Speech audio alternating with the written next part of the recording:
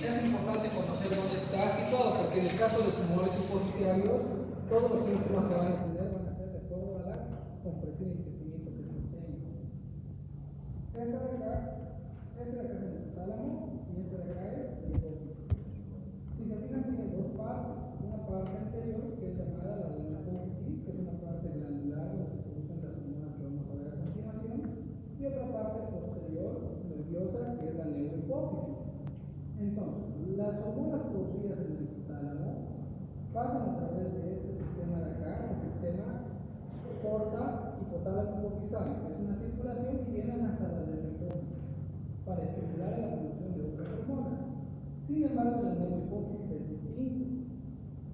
Como vemos acá están los núcleos en el hipotálamo y vienen axones hasta la neurohipófisis. Es decir, en la neurohipófisis no se produce ninguna hormona, solo se liberan, se almacenan y se liberan. Entonces, las hormonas de acá pasan por axones y llegan a la neurohipófisis para liberarse. En cambio, en la neurohipófisis, estas hormonas viajan por esta circulación a la neurohipófisis para producir otras hormonas. Esto lo puedes explicar. Tomen esto de acá como una célula del hipotálamo, esta es una célula de la hipófisis, en este caso la neurohipófisis, en este caso la neurohipófisis, y esta parte del órgano viejo. En el caso del hipotálamo se producen algunas hormonas, estas van a viajar por la circulación de acá hasta la neurohipófisis para estimular a estas células a producir otras hormonas que vayan a actuar en tejidos. En el caso de la neurohipófisis, vemos acá que está el núcleo y son los mismos nervios que salen de la neurohipófisis, es decir, estos no pasan de corriente sanguínea, pasan directamente a la neurohipófisis. ¿Ya? ¿Eso queda claro? ¿Sí? Nuevamente les repito. ¿Ya? El hipotálamo tenemos las células que estimulan a la hipófisis. En el caso de la neurohipófisis, que es esta de acá, las hormonas producidas en el hipotálamo van a pasar a través de esta circulación a la neurohipófisis. En cambio, en la neurohipófisis no hay esta circulación, pasan directamente los nervios. ¿Verdad? Son extensiones de estos nervios. Entonces, en la neurohipófisis no se produce una hormona como tal. Se almacenan las hormonas que son producidas en el hipotálamo y se liberan. ¿Ya? Y por eso es este divisor. Hipotálamo, bien, las hormonas producidas acá pasan a la circulación portal, hipotálamo hipofisaria y llegan a la neurohipófisis. En cambio, en la neurohipófisis es directamente el mismo nervio que tiene su axón que va hasta la neurohipófisis y liberan la hormona a partir de ahí. ¿Ya? Las hormonas hipofisarias que tenemos son las siguientes. La hormona del crecimiento, que es importante en niños para que crezcan y en nosotros para el fortalecimiento muscular y óseo y prevenir la osteoporosis. La TSH, que es la hormona estimulante de la tiroides, que va a actuar en la tiroides para la producción de hormonas tiroideas, que son importantes en todo lo que es el metabolismo corporal. La FSH y la LH, que son hormonas que van a tener su importancia en todo lo que es la reproducción y la adquisición de los caracteres sexuales y primarios. La prolactina, que va a participar en lo que es la formación de leche durante la lactancia. La ACTH, que va a actuar en las glándulas suprarrenales para la producción de cortisol, que es una hormona vital, y la hormona del la hormonocortina, que es la pigmentación. Todas estas son de la neurohipófisis. Y la neurohipófisis, vemos acá, este es el núcleo y viene hasta acá su axón, van a producir estas dos hormonas. En realidad no producir, secretar. Porque se produce acá arriba. La ADH, que es la hormona antidiurética que participa en todo lo que es el volumen y la osmolaridad de la fibra del cuerpo, y la oxitocina, que participa en la contracción uterina durante el parto y estimula la eyección de leche durante la lactancia. Esos son hormonas, la de la izquierda son hormonas de la neurohipófisis, son hormonas que se sintetizan y secretan ahí. ¿Qué es sintetizar? Es producir, ¿verdad? Y secretar es liberar. Entonces todas estas se sintetizan y secretan en la neurohipófisis. Y estas de acá no se sintetizan acá, se sintetizan en el hipotálamo, como vemos ahí estos núcleos, y sus acciones viajan hasta allá abajo y liberan la hormona. Entonces, estas hormonas se sintetizan ¿dónde? Exacto, en el hipotálamo, y se secretan ¿de dónde? De la neurohipófisis. ¿Por qué? Porque acá están sus acciones. Eso queda claro, ¿verdad? ¿Sí? la neurohipófisis. Se liberan desde la neurohipófisis. estas dos hormonas. En cambio, estas de acá todas son producidas y secretadas de la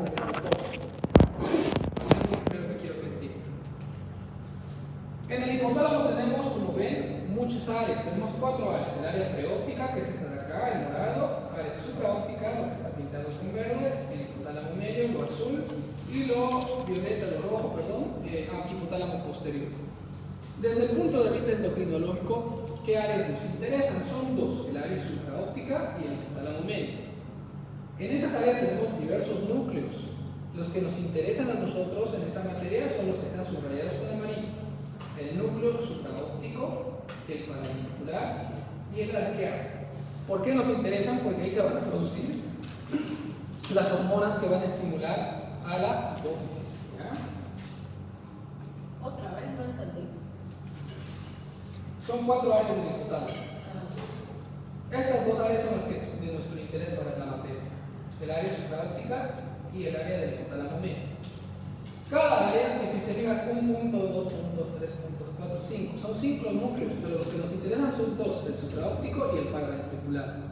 Acá está el paraventricular que está acá y el supraóptico que es este de acá. Y del hipotálamo medio que nos interesa es el núcleo arqueado, que es este de acá. Arcuato o arqueado, cualquiera de los dos. Creo que habría que bajar la mesa, ¿no? Para que sea más grande. Sí. ¿Alguien está ahí, no? Para bajarlo, que se pueda ver mejor.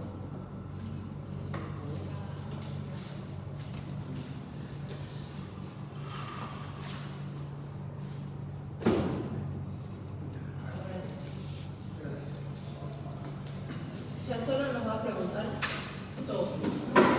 Si les pregunto, como les digo, esto es un conocimiento más teórico, porque estos núcleos no lo van a ver en la tomografía, no van a pedir hormonas de esos núcleos, es más para que sepan, para conocimiento, ¿ya? Que estos núcleos de acá, el supraóptico, el paraventricular y el arqueado son las que producen hormonas hipotalámicas. Los demás no, ¿ya? Entonces esas son las áreas hipotalámicas. Estas de acá son las hormonas hipotalámicas que se producen, las hipofisarias y sus hormonas. En el hipotálamo hemos hablado de 3 núcleos, lo veo ahorita, del núcleo arqueado, supraventricular, paraventricular y supraóptico. ¿Ya? Esos van a producir estas hormonas de acá. Y estas hormonas son producidas en la hipófisis. Estas hormonas que son producidas en la hipófisis le dan el nombre a esos tipos celulares. Las que producen TSH se llaman piróticas. Las hormonas que son las células que producen FSH y LH son gonadótropas. Las que producen ACTH se llaman corticótropas. Las que producen prolactina, lactótropas, y las que producen somatotrofina o hormona de crecimiento se les dice somatótropas. ¿Ya? Dentro de la hipófisis no están todas en la misma cantidad, es decir, que en la hipófisis no hay 100 células de cada una de estas, son en distintas cantidades. La mitad de las células de la hipófisis son somatótrofas, acá vemos son el 50% de las células de la hipófisis. Las lactótrofas son del 15 a 20% de estas células. Las corticótrofas son del 15 a 20%. Tirotropas son menos del 5%. Y las gonadótrofas son apenas el 10% de células de la hipófisis. Hay un mnemotécnico acá que no les va a servir a los de acá que los consideros. Sola contigo, si quieren para acordarse. Estas son las células de la hipófisis y producen estas hormonas. Ahora, si se fijan, hay unas flechitas acá. Hay unas flechas verdes y unas rojas. Estas rojas son que inhiben. Las verdes son que estimulan. Un ejemplo. La gonadotrofina que es producida en el hipotálamo va a ir hasta la hipófisis a estimular a la producción de gonadotrofinas que son la LH y la FSH. En cambio, la TDH, que igual es producida en el hipotálamo, va a ir hasta la hipófisis a estimular a estas células tirótrofas a la producción de TSH. Lo mismo con la CDH, que es producida en el hipotálamo, va a estimular a las células corticótrofas a la producción de ACTH. Y acá ya hay la primera diferencia. En el caso de estas células lactótrofas, no tienen quien las estimule. Todas estas que hemos visto hasta el momento tienen alguien que les estimula la producción. Las lactótrofas no tienen alguien que las inhibe, que es la dopamina. Es decir, si no hubiera esta dopamina, estas producen sin control hormonal. ¿Ya? Pero tenemos esta sustancia que la inhibe y la controla. Entonces ahí pasaría una retroalimentación positiva. Ahorita vamos a hablar de eso, ¿ya? Esto de acá todavía no es una retroalimentación. Retroalimentación es cuando vuelves hacia arriba. De acá estamos yendo para abajo, del hipotálamo a la hipófisis, ¿ya? Entonces, todas estas son sustancias que estimulan a estas para producir esto. Pero en este caso no. En este caso esta inhibe a esta de acá para que no produzca mucha prolactina. Y en el caso de la hormona de crecimiento tiene dos sustancias. Tiene la GHRH que le estimula a producir hormona de crecimiento y la somatostatina que la inhibe. ¿Ya? ¿Eso queda claro? Entonces, estas tres de acá tienen sustancias que las estimulan. Esta de acá tiene una que la inhibe y esta tiene de las dos, que le estimula y que la inhibe. ¿Ya? Estas son las mismas hormonas que hemos visto ahorita y estas son sus funciones. Las células somatótrofas que hemos dicho que son, ¿qué porcentaje? 50%. Son 50%, son la mayor cantidad de células de la hipófisis. Esta de acá, esta es su composición química y estas son sus funciones. Esto se lo voy a pasar, lo van a leer. Las corticótrofas lo mismo, sus funciones, tirótrofas, gonadótrofas y lactótrofas. En la neurohipófisis, como hemos dicho al inicio, estos son los núcleos, núcleo paraventricular, supraóptico, y estos de acá tienen axones que van a viajar hasta la neurohipófisis, pero en realidad la hormona se produce acá, y viene por acá y se libera de la neurohipófisis, no se producen ahí. Entonces eso quiero que tengan claro, la neurohipófisis no sintetiza hormonas, ¿ya? Secreta, solo las secreta, libera, predomina, ¿ya? ¿Y cuáles son estas hormonas? Son la antidiurética, que participa en la osmolaridad y volumen, y la oxitocina, en lo que es la contracción del útero y de la mama. Estos circuitos de retroalimentación, hace rato hemos hablado que es la retroalimentación negativa, y casi todos los ejes tienen una retroalimentación negativa, con excepción del de los estrógenos. Ahora quiero que entiendan esto. Hay cuatro tipos de circuitos de retroalimentación negativa. Uno que es ultracorto, en el cual, por ejemplo, el hipotálamo va a secretar una sustancia que le va a inhibir a ella misma.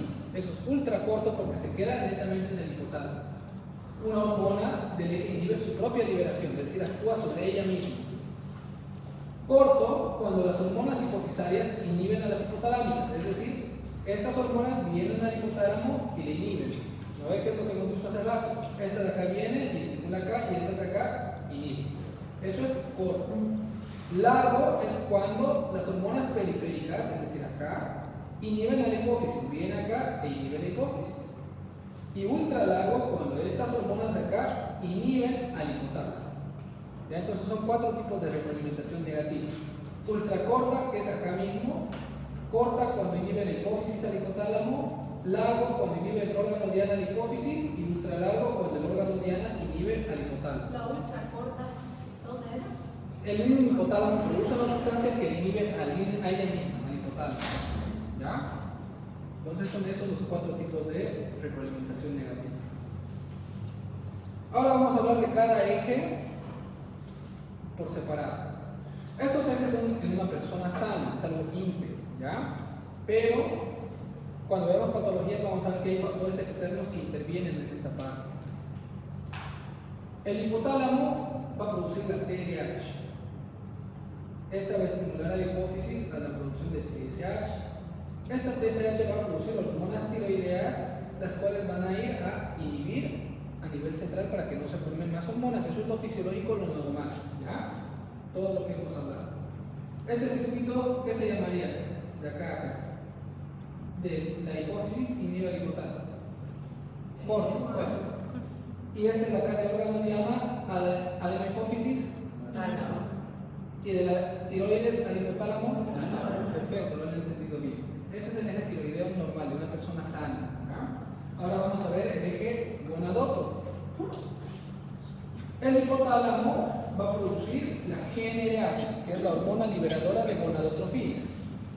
Esa hormona va a unir a un receptor en la hipófisis y va a estimular la producción de dos hormonas. ¿Cuáles son? La LH y la FSH. ¿Ya?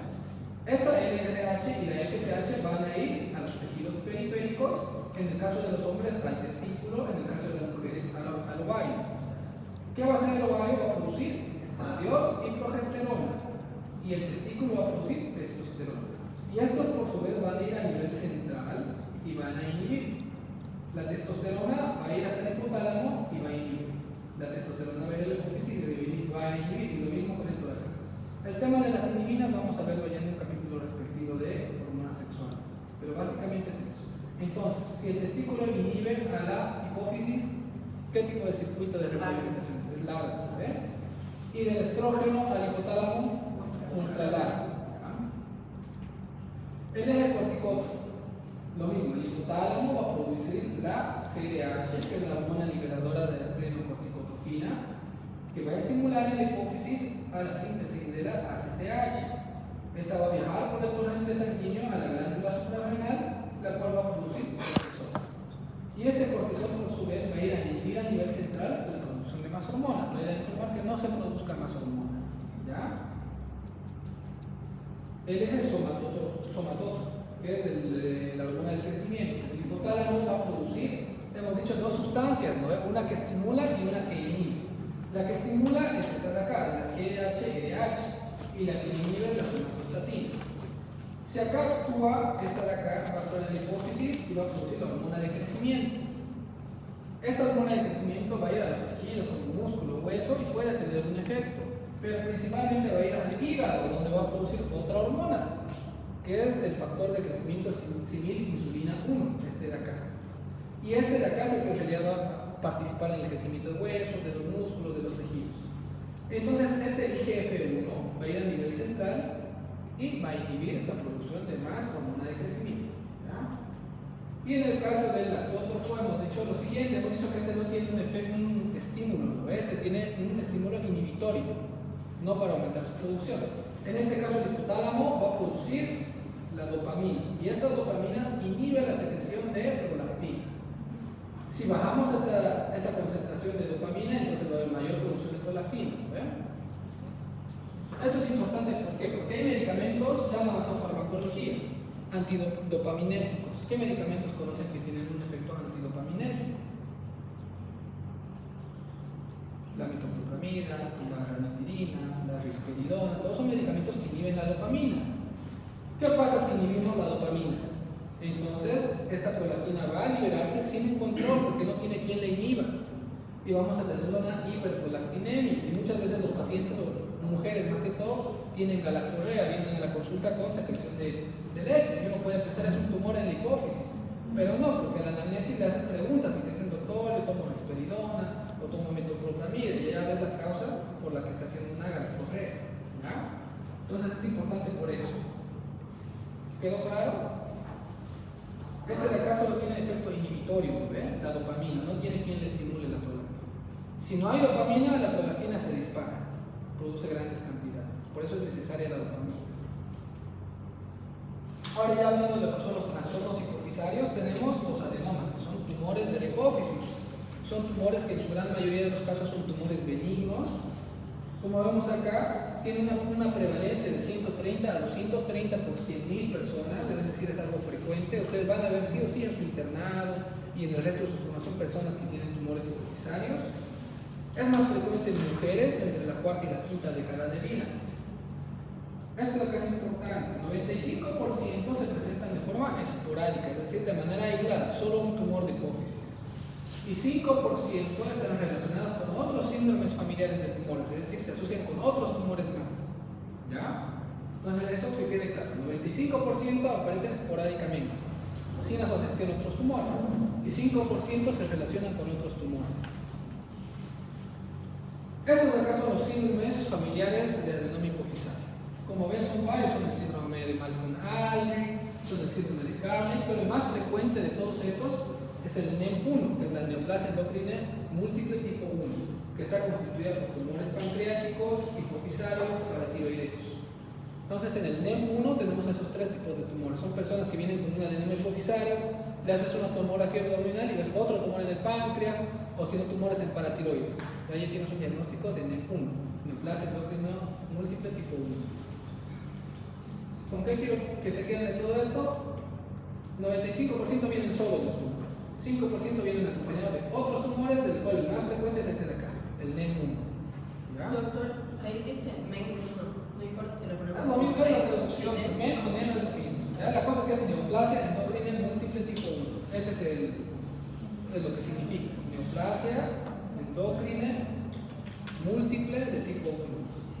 Inclusive hay tipo 2, tipo 3, tipo 4, pero la que se asocia a estos adenomas es la tipo 1. En cuanto a la clasificación, ¿por qué son importantes las clasificaciones? Clasificamos el peso según peso normal, sobrepeso, obesidad grado 1, grado 2, grado 3, lo mismo con la presión arterial, no hipertensión grado 1, grado 2. ¿Por qué nos sirven las clasificaciones? Porque de acuerdo a esas clasificaciones vamos a tomar una conducta, ¿no ve? Nos van a servir para determinar determinadas conductas y manejo de cada paciente. Entonces, en los tumores hipoficiarios tenemos tres tipos de clasificaciones. En realidad hay más, pero estas son las más importantes. Según su tamaño, estos tumores se clasifican en tres. Si son menos de 1 centímetro, se llaman microadenomas. Si miden igual o más a 1 centímetro, se llaman macroadenomas. Y si son igual o mayor a 4 centímetros, se llaman macroadenomas hipofisarios. ¿Ya? Adenomas gigantes.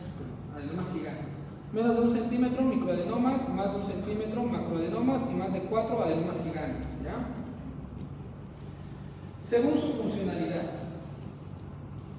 estos tumores pueden ser no funcionantes, es decir, que no producen cantidades grandes de hormonas, funcionan normal, o pueden ser funcionantes, que liberan mucha cantidad de hormona. Y según su linaje, es decir, según qué tipos de células afectan o qué tipos de células están comprometidas, pueden ser adenomas somatótrofos, es decir, adenomas de células somatotrofinas, que van a producir hormona de crecimiento y por ende nos van a dar acromegalia en los adultos y en los niños gigantismo. Adenomas lactótrofos que van a producir prolactina. Adenomas tirótrofos que producen hormonas tiroideas que la mayoría de las veces son asintomáticos, que es el TSH-OMA. Adenomas corticótrofos que son los que causan el síndrome de Cushing, van a producir hormonas LH. Los adenomas gonadótrofos que suelen ser silentes, es decir, asintomáticos. Adenomas de células nulas que son clínicamente no funcionantes, es decir, hay un tumor pero todo está funcionando normal. Y adenomas dobles o plurihormonales, es decir, un tumor que secrete todo esto, somatotrofina y lactotrofina, los dos, ¿ya? O sea, varias hormonas o más de una hormona. ¿Está clara esta clasificación? ¿Qué no entendió, doctora? La veo por dudas, si está cansada. Todo. Ese segundo que explicó, no. ¿Se acuerda que hemos visto que hay esto de acá, las células de la hipófisis? A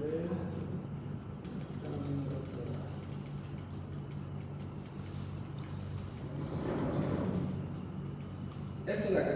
Hemos dicho que las células de la hipófisis tienen nombres de acuerdo a qué es lo que producen. Las que producen hormona de crecimiento, somatótrofos. Las que producen TSH, tirótrofos, y así sucesivamente. Entonces tenemos 5 tipos de células en la adenomahipófisis, ¿no? Estas de acá, somatótrofas, lactótrofas, corticótrofas, tirótrofas y gonadótrofas. Si hay un tumor de estas células, se llama un adenoma somatótrofo. Si hay un tumor que contiene estas células, es un tumor adenoma lactótrofo. De acá lo mismo, si ese tumor produce hormonas tiroideas, es tirótrofo. Si produce gonadotrofinas, es un adenoma gonadótrofo. Eso, entonces se clasifican de acuerdo a la célula que están comprometiendo. Por eso acá están somatótrofos, lactótrofos, tirótrofos, corticótrofos, gonadótrofos de células nulas y pueden producir muchas hormonas. ¿Ya? Este de acá creo que quedó claro, ¿ves? Según el tamaño, y este de acá también, según la funcionalidad, si produce o no hormonas. Estos adenomas no funcionantes, que es de los que vamos a hablar el día de hoy, son benignas en la gran mayoría de los casos y no producen hipersecreción hormonal, es decir, es un tumor de estas células pero no produce esas hormonas. Son el 25 a 35% de todos los adenomas hipofisarios, el 70-90% de estos son gonadótrofos, es decir, son asintomáticos, no producen hormonas como tal, y estos de acá, sus síntomas generalmente son debido a efecto de masa, es decir, porque crece el tumor y comprime algunas estructuras vecinas que te van a dar los síntomas por los cuales el paciente va a acudir a la consulta. La edad media es de 52 años. ¿Cuáles son los síntomas de los tumores hipofisarios no funcionantes? Síntomas compresivos es lo primero. Vamos a tener dos, la cefalea y alteraciones de la visión. La cefalea está presente en el 35 a 70% de los pacientes. Es parecida a la cefalea tensional. ¿Recuerdan cuáles son las características de la cefalea tensional? Eso ya lo viste en neurología, ¿verdad? No pasamos a No han pasado. Neurocirugía han pasado y ahí también se ve. Es la anatomía. La cefalea intencional es la cefalea orocraniana, toda la cabeza, de moderada intensidad, no hay estigmas como fotofobias y demás cosas. ¿Ya? Entonces les duele toda la cabeza, es moderado y va y viene, es intermitente. ¿Ya? Afectación visual. ¿Qué sé? ¿Oftalmología ya han pasado? Todavía. No. ¿Alguien sabe qué se llama esto? La pérdida de visión de un costado. Se llama hemi, porque es la mitad, que es anopsia, es que no ve, hemianopsia. ¿Ya? Entonces tienen un tumor. Fíjense, este es el chiasma óptico y estos son los nervios. Acá está la hipófisis. Si hay un tumor que está creciendo, va a comprimir el chiasma óptico y va a causar estas alteraciones. El paciente les va a decir, doctor, hace tiempo fui perdiendo la vista así. Cada vez veo menos, al centro, de este ya no veo nada y de este veo solo la mitad de acá adentro. ¿Ya? Entonces eso es una hemianopsia. Puede haber cuadrantopsias también, que es la cuarta parte de tu campo visual. Entonces, defectos del campo visual están entre el 9 al 32%.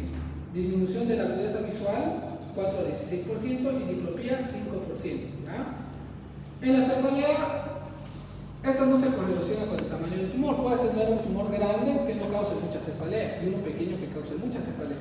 En cambio, en la parte visual sí tiene que ver el tamaño. Si el tumor es más grande, va a tener más síntomas visuales. ¿Ya? Y el hipopituitarismo. ¿Qué es hipo? Es poco, ¿no? Pituitarismo es la pituitaria, entonces baja producción hormonal. Esto está presente en el 44% de los pacientes. Si hay un déficit de FSH y LH, ¿qué hormonas se van a ver disminuidas? Si baja la FSH y la LH, que son hormonas gonadotrofinas. La testosterona, porque estas estimulan a la testosterona y en las mujeres son los estrógenos, ¿ve? ¿Y cuáles son los síntomas de testosterona baja? Debilidad, cansancio, disfunción eréctil. Entonces todo eso, el paciente puede presentar todo eso. Y la mujer, lo mismo. Debilidad, alteraciones del ciclo menstrual, resequedad vaginal, todo eso. Si hay déficit de hormona de crecimiento en el niño no va a crecer, entonces va a tener talla baja. Y si es un adulto, va a tener pérdida de masa muscular, pérdida de masa ósea, aumento del riesgo de fracturas. Déficit de TSH, les va a dar un hipotiroidismo. Esta es la fase hipotiroidea. Intolerancia al frío, sueño todo el día, cansancio fácil, constipación. Déficit de ACTH. Si no tenemos ACTH nos morimos porque esa mantiene el tono vascular. Una insuficiencia suprarrenal. Y déficit de prolactina, que la única manifestación clínica es en la mujer en el puerperio que no puede dar leche, no produce leche. ¿Ya? Entonces pueden tener estos síntomas. El paciente, generalmente la mayoría de estos pacientes son mujeres. Y los hombres que vienen porque tienen problemas con su pareja. Doctor, me siento cansado, me siento débil, no puedo tener relaciones sexuales, no puedo mantener erecciones, tienen dolor de cabeza, algunos tienen alteración visual. Ya con eso no necesitas ni las hormonas ni tomografía, con eso ya sabes que es muy probable que tenga un tumor allá arriba. Y por eso está teniendo dolor de cabeza, alteraciones visuales y baja producción de testosterona. ¿Ya? Entonces los síntomas van a depender de eso. Todo esto, cada sistema lo vamos a ver más adelante en el estado primario por separado, pero en general es eso. Otras manifestaciones. Estas van a depender del tamaño del tumor y de qué parte se invade. Si es un tumor muy grande y obstruye el tercer ventrículo, entonces ¿qué nos va a causar? Una hidrocefalia. ¿Por qué? Porque no va a haber circulación de líquido cefalorraquídeo. Y la hipertensión intracraniana, ¿qué síntomas nos da? Dolor de cabeza, vómitos, papiledema, nos puede llevar hasta el coma, convulsiones. Si este tumor invade los lóbulos frontales, nos puede dar crisis convulsivas, demencia, dolor de cabeza, rinorrea. Si va a la parte inferior, inestabilidad de la articulación cráneo-cervical. Y si va a la parte posterior, un síndrome cerebeloso, alteraciones en el equilibrio y demás. ¿Qué es la apoplejía hipofisaria? Cuando este tumor es grande, a veces se puede romper y puede sangrar, y eso es una emergencia endocrinológica. Si no se lo atiende el paciente, puede morir. Entonces, esta ocurre en 2 al 12% de estos pacientes. ¿Ya? El 10 al 40% de estos tienen un evento precipitante, es decir, tuvieron un accidente, una cirugía en la cabeza o le estaban haciendo test dinámicos, que más adelante los vamos a ver, test hormonales. La presentación es muy variable y va a depender del grado de necrosis, de edema y de hemorragia. generalmente se presenta de manera súbita. Es decir, ustedes pueden estar normal y de repente les viene un dolor intenso de cabeza, pérdida de la visión, vómitos y hasta coma, ¿ya? Puede asociarse a déficit de algunas hormonas. Si hay déficit de ACTH, no hay cortisol. Si no hay cortisol, no hay vida, así que pueden morir. Un incidentaloma. ¿Alguien sabe qué es un incidentaloma? No. ¿Qué es incidente? ¿Qué es un incidente? Fuera de medicina, el término incidente, ¿qué significa? Qué bueno. ¿Ah? Algo que ocurrió y sí. Exacto, algo que tú no esperabas, algo que tú no has buscado, algo que ocurrió Apareció de la nada. manera incidental, ¿verdad? Esos son los incidentalomas hipofisarios, son personas que vos no sospechas que tienen un tumor en la hipófisis, que van por otra causa, van porque tuvieron un accidente en moto, se cayeron, se les golpearon la cabeza y les piden una tomografía por ese motivo, y ahí encuentran un tumor hipofisario, o sea, de manera incidental. Eso es un incidentaloma hipofisario, ¿ya? O alguien que tenía dolor de cabeza y vos, bueno, investigas qué tiene, le haces una tomografía y había tenido un tumor en hipófisis. Es algo incidental. Es decir, algo que vos no sospechabas y que aparece de manera incidental. Esto ocurre en 10% de las personas, es decir, entre los que estamos acá, muchos, tal vez alguno de ustedes tiene un tumor hipofisario y no sabe. Y tal vez nunca se va a enterar, va a morir y va a morir con su tumor hipofisario, porque no todos crecen, no todos tienen síntomas. ¿Ya? Entonces, eso es un incidentaloma hipofisario, como ven acá, ¿ya? Son muchos pacientes que van por otra causa, les hacen una tomografía y encuentran un tumor en la hipófisis. Eso sería un incidentaloma hipofisario. En cuanto a su manejo, tenemos 3 puntos. Vamos a ver la parte hormonal, que eso como clínico nos corresponde, todas las hormonas necesarias. Vamos a ver un examen imagenológico para ver el tumor y vamos a hacer una evaluación neurooftalmológica. ¿Ya? Son 3 puntos que vamos a ver. Primero vamos a ver la parte hormonal. Es todo eso lo que tenemos que solicitar. Cualquier paciente que sospechemos que tiene un tumor hipofisario, ya sea por la clínica que viene y nos dice todo eso que les he dicho, que hay disminución de la visión, dolor de cabeza, tenemos que pedir todas estas hormonas. Para valorar el eje corticótrofo solicitamos ACTH y cortisol a las 8 de la mañana. Para evaluar el eje tirótrofo pedimos la TSH de 4 libras. Para evaluar el eje somatótrofo pedimos la hormona de crecimiento y el factor de crecimiento similar a la insulina tipo 1. Para evaluar el eje gonadótrofo solicitamos FSH, LH y si es mujer estradiol, si es hombre testosterona. Y para evaluar el eje platótrofo solicitamos la prolactina. ¿Qué es SHBG? ¿No? SHBG. SHBG es la que les hablé acá, es la globulina transportadora de hormonas sexuales. Eso igual se puede pedir para sacar la testosterona total. Todo eso lo vamos a ver a detalle en lo que es la parte sexual, ¿ya? Pero en realidad es todo lo que tienen que pedir ante sospecha de un adenoma hipofisario. Estos de acá que son los síntomas, se los voy a pasar, pero es de cada eje, ¿ya? Del eje platótrofo, si es mayor a 250 su prolactina, eso es muy sospechoso de que sea un tumor productor de prolactina. Si es mayor a 500, nos indica que es un macroprolactina, no es un tumor grande, más de 1 centímetro, ¿ya? En el caso del eje corticótrofo, si el cortisol basal nos sale menor a 3.6, tenemos un diagnóstico, hay una baja producción de cortisol. Pero si es mayor a 18, nos descarga. El eje somatótrofo, lo mismo, hormona de crecimiento y estos valores. Menor a 1, nos da un diagnóstico. Gonadótrofo, lo mismo. Todos estos son valores, se los voy a pasar. ¿Ya? El estudio radiológico, ¿por qué es importante? Porque nos va a permitir determinar en qué lugar está, qué estructura se está invadiendo y todo eso le va a servir principalmente al neurocirujano, que es el que va a hacer la cirugía, ¿no? Y él va a tener que ver de acuerdo a eso qué técnica va a utilizar. ¿Ya? Nos sirve para todo eso. El gol estándar es la resonancia magnética. Es decir, lo que vamos a solicitar es una resonancia magnética con contraste, con gadolino. La resonancia es muy cara. En el hospital de San Juan, a la mayoría les piden tomografía. ¿Por qué? Porque las resonancias no se las pueden hacer. Igual te ayudan, pero en realidad lo que necesitas es una resonancia magnética. Eso es lo que se tiene que solicitar ante sospecha de un tumor hipofisario. ¿Ya? Eso nos va a ayudar a ver la parte del llano óptico, el hipotálamo, el talmo hipofisario, los senos cavernosos y sus estructuras y el esfenoide. clasificaciones de clasificar los adenomas hipofisarios según la imagen. Tenemos la clasificación de Hardy y la de Nosos. ¿Para qué es importante? Estas clasificaciones nos sirven para ver la probabilidad de invasión del seno cavernoso que hay y para planear la cirugía, ¿ya? Y para ver si va a haber recidiva o no del tumor. Esta es la anatomía que tenemos que conocer y esta es esa clasificación.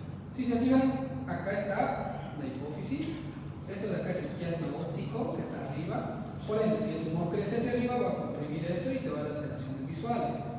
A los costados tenemos todo esto que es azul, es el seno cavernoso, que tiene varias estructuras. Acá están las carótidas internas, están el tercer par craneal, el cuarto par craneal, el quinto par craneal y el sexto par craneal. Si el tumor crece hacia este lado, va a comprimir esas estructuras y te va a dar síntomas de compresión de esas estructuras. ¿Ya? Acá, posteriormente, está el tercer ventrículo. Entonces, acá vemos esta es la clasificación.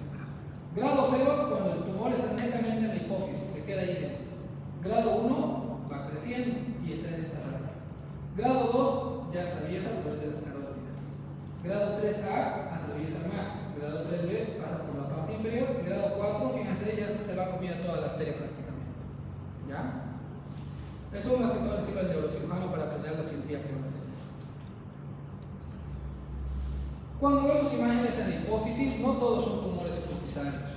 Tenemos un diagnóstico diferencial. Puede ser cualquiera de estas cosas de acá. En una mujer embarazada, si le hacemos un examen de tomografía, de resonancia, la hipófisis puede estar más grande. Eso es algo fisiológico. Y si ustedes no lo saben, pueden decirle que tiene un tumor hipofisario y no es así. ¿Ya? Por eso estos son diagnósticos diferenciales que tenemos que tener en cuenta.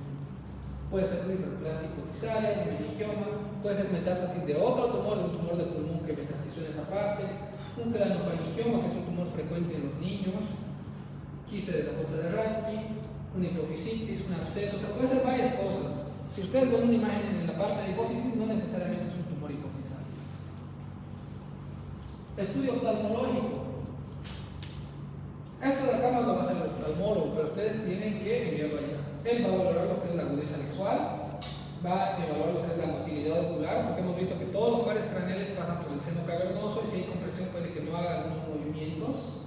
Les va a hacer el fondo de ojo, evaluación de los campos visuales, la campimetría para ver qué partes del ojo están alteradas y esta tomografía, ¿ya? La tomografía de coherencia óptica.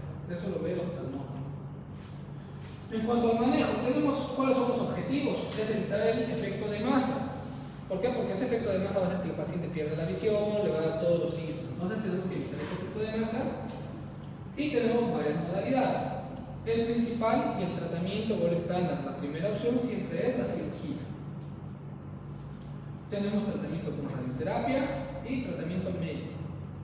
Y en algunos pacientes se puede tomar una actitud expectante, es decir, si tienes un tumor, un incidentaloma, tuvieron un accidente de moto, se golpearon, les hicieron una tomografía y encontraron un tumor, menos de 1 centímetro, le hacen pruebas hormonales, está todo normal, ¿para qué lo van a operar? En ese caso pueden hacer controles. Cada cierto tiempo pedir resonancias y ver que no esté creciendo, que no haya alteraciones hormonales. En ese caso puede ser una conducta expectante. Objetivos de movimiento del tratamiento quirúrgico es reducir el efecto de masa, preservar la función hipofisaria y de las estructuras adyacentes. Muchas veces al sacar el tumor te llevas otras células que son sanas, ¿ya? Porque, o sea, uno no va a ver todas las células ahí, vos solo ves un tumor y el neurocirujano va a sacar el tumor y a veces sacas todas las células de un lado a otro fácil y tu paciente va a quedar sin producción de hormonas sexuales. Entonces tenemos que evitar eso, ¿ya? Y eliminar y reducir el riesgo de que vuelva a crecer el tumor en el futuro. Como les dije, hay indicaciones, no se operan todos los tumores. Se operan los que tienen síntomas, se operan los asintomáticos, pero que en el seguimiento se ve que están creciendo con los exámenes de imagen y tienen alteraciones. Y en caso de apoplegia hipofisaria, porque esto es una emergencia, si no lo operas se va a morir. Si no tienes esas indicaciones, no lo operas. ¿Cuáles son los abordajes? Tenemos varios abordajes que son principalmente más tema de neurocirugía, pero el abordaje es de dos tipos: por transaccionalidad, como estamos viendo, que entra por acá, por la nariz, por los senoides, que puede ser endoscópico o microquirúrgico. Y ven que llegan sacan pedacito a pedacito, hacen una resección poco a poco. Y tenemos otra opción, que es transcraneal, es decir, abren la cabeza. Pero eso generalmente es para tumores más grandes. Por ejemplo, si tienen un tumor de más de 4 centímetros, no lo van a sacar por la nariz. En ese caso tienen que ser una cirugía abierta. ¿Ya? ¿Qué complicaciones podemos tener de las cirugías? Todas estas de acá. Una diabetes insípida central, un SIHAT, que es un síndrome de secreción inadecuada de la hormona antidiurética, un síndrome de cerebro perdedor de sal, una fístula de líquido cefalorraquídeo, meningitis, lesiones vasculares.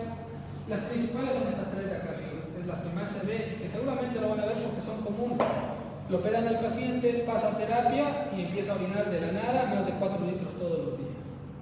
Es que ha hecho una de esas tres, un cerebro perdedor de sal, una diabetes insípida o un SIHAT. Y eso generalmente ocurre en la primera semana del postquirúrgico. Suele ser la mayoría de las veces transitorio, es decir, pasan los días, hacen un tratamiento y poco a poco normalizan. ¿Ya? Pero son unas complicaciones que sí se ven. Y si no normaliza. Si no normaliza, le das tratamiento de por vida. En el caso, si es una diabetes insípida, desmopresina, van a tener que utilizar eso por el resto de su vida. Pero la mayoría de los pacientes recuperan, es decir, eso es algo transitorio y después recuperan. ¿Ya? De hecho, todo este año que estaba el año pasado, no he visto ninguno que haya tenido eso de manera permanente.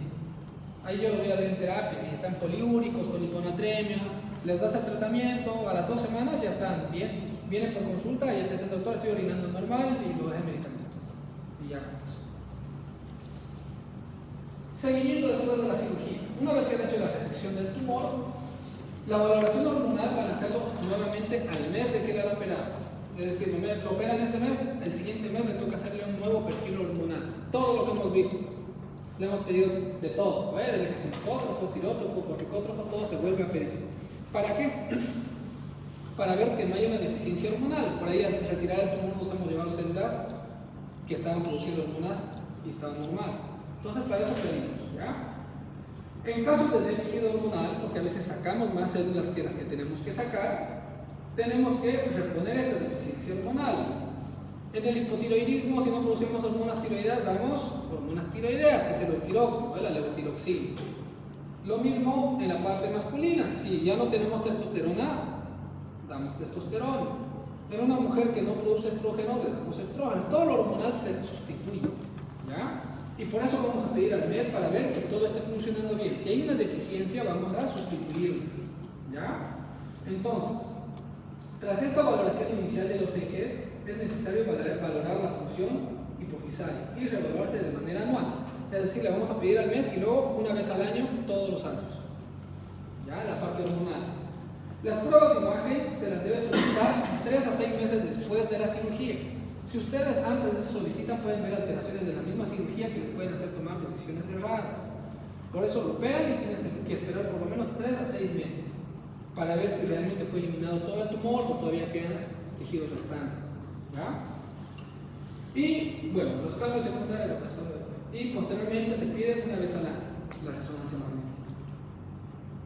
En cuanto al tratamiento médico, cuando diagnosticamos un tumor hipofisario le vamos a pedir un perfil hormonal, hemos dicho, ¿ver?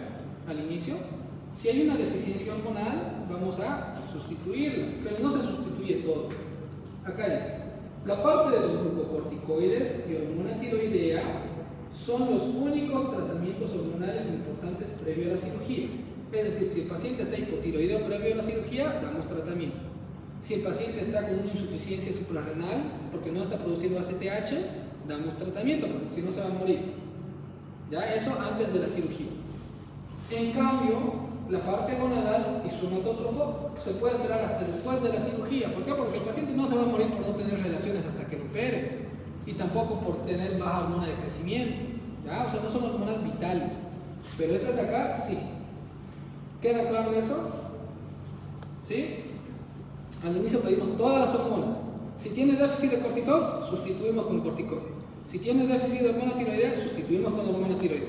Tiene déficit de hormonas sexuales, podemos esperar hasta después de la cirugía. Tiene déficit de hormona de crecimiento, podemos esperar hasta después de la cirugía. No hay por qué apurarse, ¿ya? ¿Por qué no lo podemos dar antes? Puedes darlo, pero no te va a ayudar en nada. ¿Ya? Hormona de crecimiento. La genotropina, el lapicero vale más de 2.000 bolivianos. Y te sirve un lapicero para 3 días. La testosterona igual es cara. Y hasta que te operen, si te diagnostican no te van a operar en un mes, te van a operar antes. ¿Para qué vas a iniciar un tratamiento costoso y luego vas a tener que revalorar si tiene deficiencia o no? No son vitales, no son cosas importantes, prioridades, pero los corticoides y la función tiroidea sí, porque no va a esperar un mes sin tener eso, porque se puede morir, ¿ya? Entonces, por eso, corticoides y función tiroidea reponemos antes de la cirugía. Apenas lo diagnosticamos, lo reponemos. La parte gonadal y somatótrofo puede esperar después de la cirugía, no es urgente que lo reponga, ¿ya? En cuanto al tratamiento de la corticotrofina, vamos a darle cortisona en dosis de 15 a 25 miligramos al día. No se le dice al paciente, tome hidrocortisona una vez al día. Tienes que darle los horarios. Ya hemos visto que el cortisol se libera principalmente ¿a qué hora? 8 de la mañana. ¿Y el segundo pico a qué hora? Entonces le das en esos horarios, le das 2 tercios a las 8 de la mañana y 1 tercio en la tarde. ¿Por qué? Porque nosotros vamos a sustituir las hormonas que él no produce. Y si lo vamos a hacer, tenemos que hacer lo más parecido a lo fisiológico. Si él produce cortisol a las 8 de la mañana, la mayoría de las hormonas, entonces le vamos a dar la mayor cantidad de hidrocortisona a las 8 de la mañana. Y su otro pico es en la tarde, la vamos a dar en la tarde. ¿Ya? Porque tenemos que intentar simular eso. Es lo que hacemos en los diabéticos con la insulina. Intentamos simular una secreción como que el páncreas liberara la insulina. Eso es lo que intentamos hacer cuando ponemos insulina. ¿Ya? En el caso del déficit de hormona de crecimiento, el tratamiento es con la levotiroxina, el Levotirox. ¿En qué dosis? 1.6 microgramos por kilogramo de peso al día, ¿ya? Una vez al día. En acá no hay problema del horario, pero tiene que ser en ayuno, o sea, antes de las comidas, lejos de las comidas. Puede ser 1 hora antes del desayuno o 3 horas después de la última comida. Esto no es necesario que el alimento se lo aprendan, cuando avancemos tiroides vamos a hablar bien del tratamiento, ¿ya? En el caso de las gonadotrofinas, tenemos distintas presentaciones de testosterona. Hay testosterona en gel, en parches, inyecciones. Lo mismo con los estrógenos en las mujeres. Tenemos en gel y por vía oral en las tabletas, los anticonceptivos orales. Y en el caso de hormona de crecimiento, son dosis de 0.2, es una inyección todos los días. El tratamiento de radioterapia generalmente no se lo emplea, no es nunca la primera opción. Generalmente lo utilizamos para tumores que se quedaron después de la cirugía. Es decir, no se pudo sacar todo el tumor y utilizamos la radioterapia. Tenemos estas 4 opciones. Y en cuanto a la conducta expectante, ¿ya? Si no hay síntomas, no hay alteraciones del campo visual, como les dije al inicio, podemos hacer seguimiento cada cierto tiempo, resonancias magnéticas, ver que no esté creciendo el tumor, que no hay alteración hormonal y no lo tocamos porque no está haciendo nada. Si son microadenomas, ¿cuándo hemos dicho que son microadenomas? Menor a 1 centímetro. Si es un tumor menor a 1 centímetro, vamos a hacer un control anualmente de resonancia magnética, o sea, una vez al año. ¿Por cuánto tiempo? Por 3 años. Para evaluar si hay un crecimiento tumoral o no. Después de los 3 años, si no hubo crecimiento, podemos hacerlo más espaciado. Cada 2 o 3 años, ¿ya? Eso es. En el caso de los macroadenomas mayores de 2 centímetros, se recomienda que haya una cirugía porque ellos son grandes, ¿ya? Y en el caso que no se haga la cirugía, hay que hacer una evaluación de campo visual cada 6 a 12 meses. Y en los que están entre medio de esos dos, entre 1 y 2 centímetros, que no están cercanos al quiasma óptico, la resonancia se puede hacer a los 6 meses y posteriormente una vez al año por 3 años y luego cada vez más separado. Los macroadenomas que se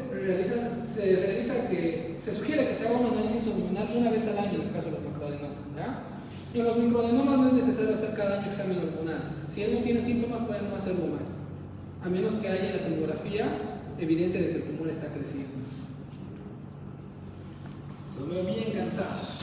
Y nos faltan los tumores funcionantes más. ¿Verdad?